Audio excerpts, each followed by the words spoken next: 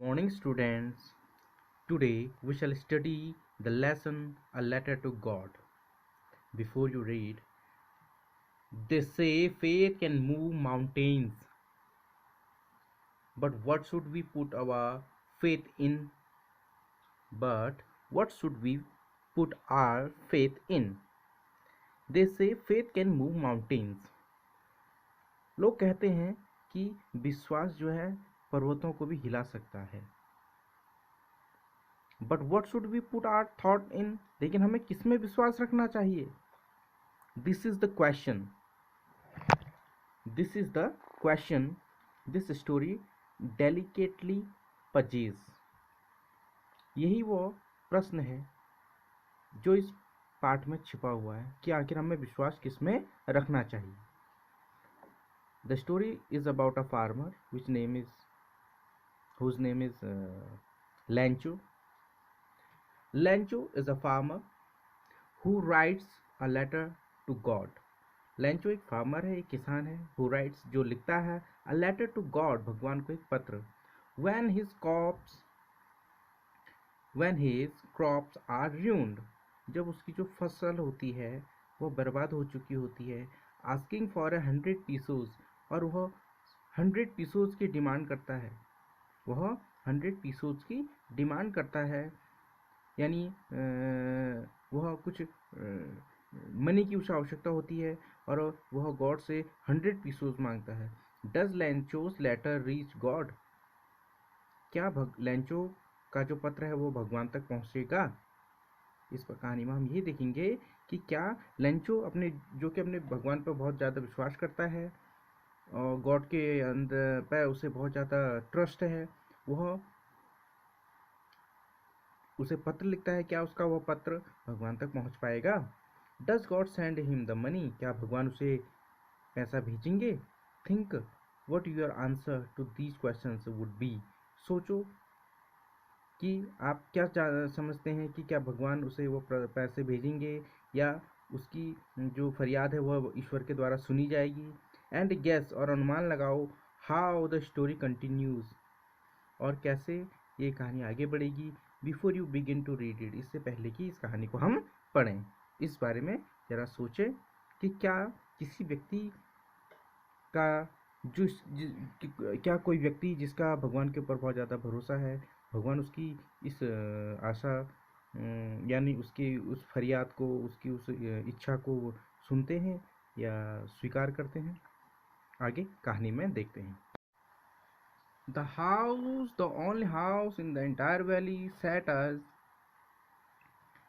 on the crest of the low hill.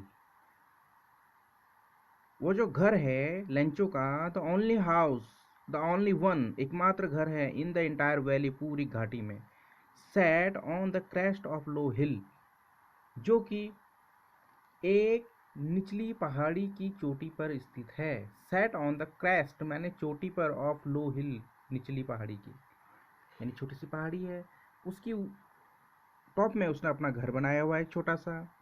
From the height one could see the river and the field of ripe corn dotted with flowers that always promised a good harvest. बोलता है कि उस ऊंचाई से कोई भी, यानी जहाँ जिस ऊंचाई पर उसका घर है, फ्रॉम दिस हाइट, उस ऊंचाई से कोई भी, वन कुड सी, कोई भी देख सकता है, द रिवर, नदी देख सकता है वहाँ से, खेत को देख सकता है, द फील्ड, यानी इस खेत को देख सकता है, ऑफ, पकी हुई बालियां, ripe corn, dotted with flowers always promised a good harvest, यानी उसमें देख सकता है कि राइप कॉर्न, पकी हुई फसल, डॉटेड विथ फ्लावर्स, जिसमें कि फूल उगे हुए हैं, that always promised a good harvest, जिससे कि एहसास हो रहा है कि जो फसल है बहुत अच्छी होगी. The only thing the earth needed was a downpour और एट लीस्ट अ शावर, यानी एक ही चीज़ की आवश्यकता है. The only thing the earth needed, आप धरती को सिर्फ एकमात्र चीज़ की आवश्यकता है, वॉज द डाउनपॉर, छोटी छोटी बारिश की बूंदों की आवश्यकता है, और एटलीस्ट अ शावर, या फिर एक अच्छी बारिश की आवश्यकता है. थ्रू आउट द मॉर्निंग, बस सुबह से ही, थ्रू आउट द मॉर्निंग, सुबह से ही, लेंचो हु न्यू, जो कि जानता था, his field intimately, had done nothing else but see the sky towards the northeast. सुबह से ही लेंचो, जिसे अपने खेतों की परख थी, who knew his fields intimately, जिससे अपने खेतों की बहुत ज़्यादा परख थी, यानी वो भली भांति बहुत इंटीमेट मीन्स बहुत ही घनिष्ठ संबंध था उसका अपने खेतों से। who knew the fields, अपने खेतों को जो बड़ी घनिष्ठता से जानता था, उसे पता था कि अब यानी जो फसल को देख कर अनुमान लगा रहा था कि फसल अच्छी होगी मेरी। He had nothing else but see the sky, लेकिन अभी उसे एक ही चीज़ की आवश्यकता हो रही थी, वह थी क्या? द स्काई, कि वह आसमान की ओर देखे, तो नॉर्थ ईस्ट की दिशा में, यानी उत्तर पूर्व की दिशा में, जहाँ से बारिश का उसे अंदाज़ा है कि यहाँ से बारिश, इस ओर से जो मेघ आ रहे हैं यानी जो बादल आ रहे हैं वो बारिश लेके आएंगे। क्यों? फिर बोलता है now we are really going to get some water. Women, अपनी वाइफ, वुमेन यहाँ पर लेंचो की वाइफ है, उस वुमेन से वो कह रहा है कि हम निश्चित ही आज कुछ पानी प्राप्त करेंगे बारिश के रूप में अपने खेतों के लिए। We are really going to get some water. The woman who was preparing, जो कि तैयार कर रही थी, उसकी वाइफ, द वुमन उसकी वाइफ, हु वॉज प्रिपेयरिंग, जो तैयार कर रही थी सपर, भोजन, रिप्लाइड, उसने जवाब दिया, यस, हाँ बिल्कुल, गॉड विलिंग, शायद भगवान की यही इच्छा है, शायद भगवान की यही इच्छा है। द ओल्डर बॉयज, यानी उसका जो बड़ा लड़का, the older boys were walking in the field, यानी जो बड़े बच्चे थे उसके, वह जो थे उसके खेतों में खेल रहे थे। वाइल द स्मॉलर वंस, यानी जो एक छोटा बच्चा था, वह जो छोटे बच्चे थे, वेर प्लेइंग, वो खेल रहे थे, नियर द हाउस, उस घर के आसपास। Until the woman called to them, जब तक उसकी वाइफ ने उन्हें आवाज़ नहीं दी। कम फॉर डिनर, और ये नहीं कहा कि आओ डिनर तैयार है, यानी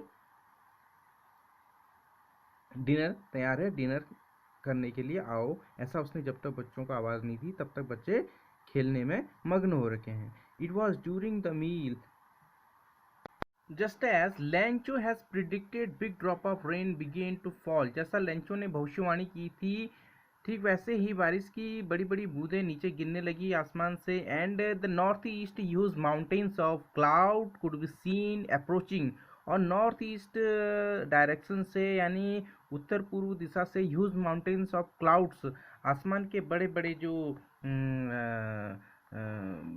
पर्वत रूपी बादल थे आसमान में दिखाई दे रहे थे। कुड बी सीन अप्रोचिंग, आते हुए दिखाई दिए जा रहे थे।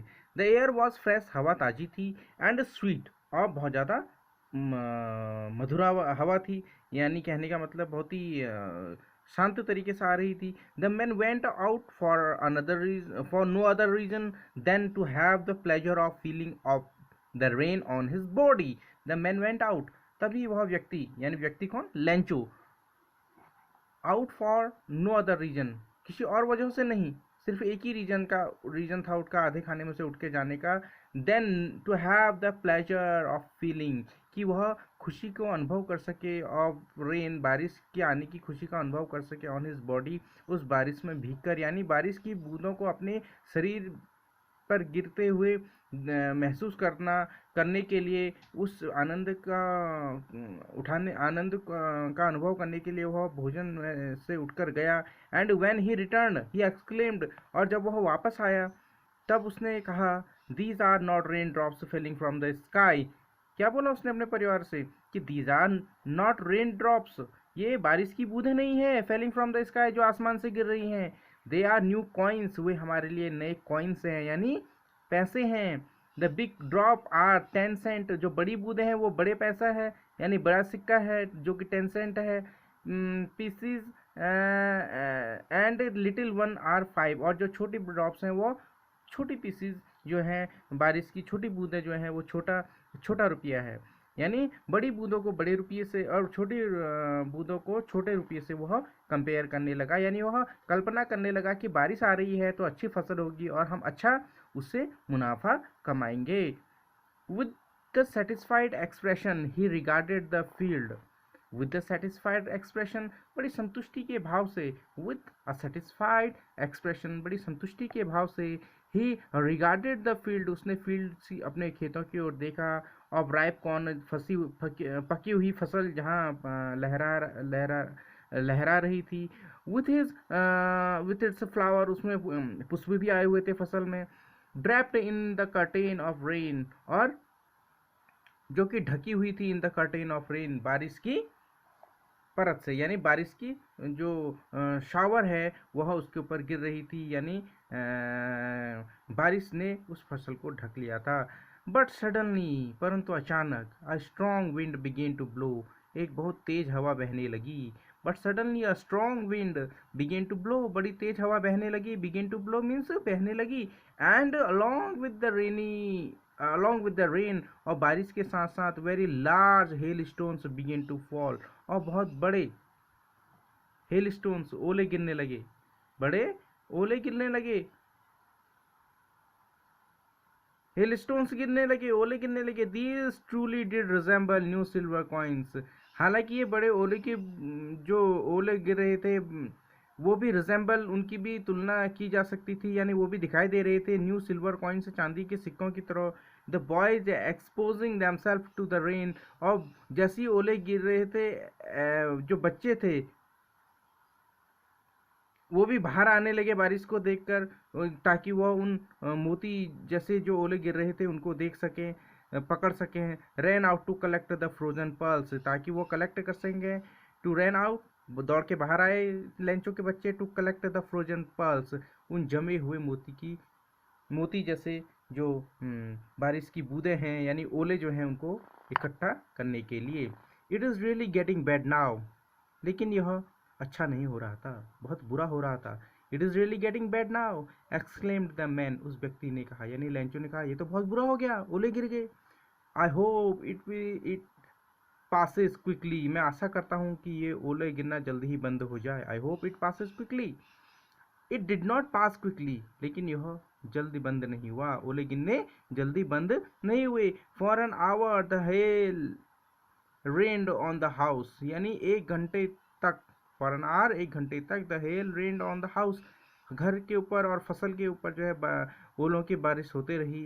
And the garden, the hill side, the cornfield, on the whole valley, सब जगह, चाहे उसका बगीचा है, चाहे वो पर्वत का इलाका है, चाहे वो उसकी फसल के जो खेत हैं, ऑन द होल वैली, पूरी घाटी, द फील्ड वॉज वाइट, सारे खेत जो है सफ़ेद हो चुके थे ओलों की परत। The field was white as if cover with salt, पूरी घाटी जो है, पूरे खेत जो है इतने सफ़ेद हो गए जैसे नमक से भर गए हों। Not a leaf remained on the tree, पेड़ों पर एक भी पत्ता नहीं बचा था, यानी सारे पत्ते गिर चुके थे ओलों की चोट से। The corn was totally destroyed, यानी पूरी फसल पूर्ण रूप से बर्बाद हो चुकी थी। The flower were gone from the plants, जो प्लांट्स थे फसल के, यानी उनमें से जो पुष्प उगे थे वो पुष्प सब गायब हो चुके थे, गिर चुके थे ओलों की मार से। Lencho soul was filled with sadness, Lencho की आत्मा दुख से भर गई थी। When the storm had passed, जब बारिश गुजर गई थी ओलों की, यानी तूफान गुजर चुका था। The he stood in the middle of the field, वह अपने खेत के बीचों बीच में खड़ा हुआ। And said to his, he stood in the middle of the field and said to his son, a plague of locust would have left more than this, यानी टिड्डियों का झुंड भी अगर फसल पर आक्रमण करता, a plague of locust, locust means होती हैं टिड्डियाँ, उनका झुंड भी अगर जो है फसल पर आक्रमण करता तो वह इतना नुकसान नहीं करता। Have left more than this, इससे ज़्यादा तो वो छोड़ के चला जाता, लेकिन इस तूफान ने तो सारी फसल को ही बर्बाद कर दिया। The rain has left nothing, the hell has left nothing, लेकिन इन ओलों ने तो कुछ भी नहीं छोड़ा हमारे लिए। This year we will have no corn, इस साल हमारे पास अब बिल्कुल भी कोई अनाज नहीं होगा। This that night was sorrowful one, हमारे लिए ये जो शाम आई थी वह बहुत दुख भरी शाम आई थी। All our work for nothing, हमारा किया धरा सब बेकार हो गया।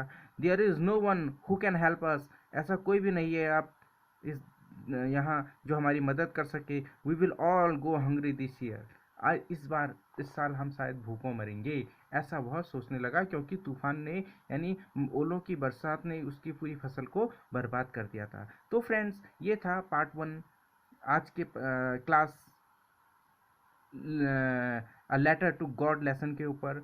इससे आगे कुछ पैराग्राफ और बचे हुए हैं, उसको हम अगली क्लास में देखेंगे। एंड तब तक आप इतना रिवीजन कीजिए, एंड उसके बाद ज़्यादा से ज़्यादा अपने फ्रेंड्स के साथ शेयर करें ताकि सभी इसका लाभ उठा सकें। मिलते हैं अगली क्लास में।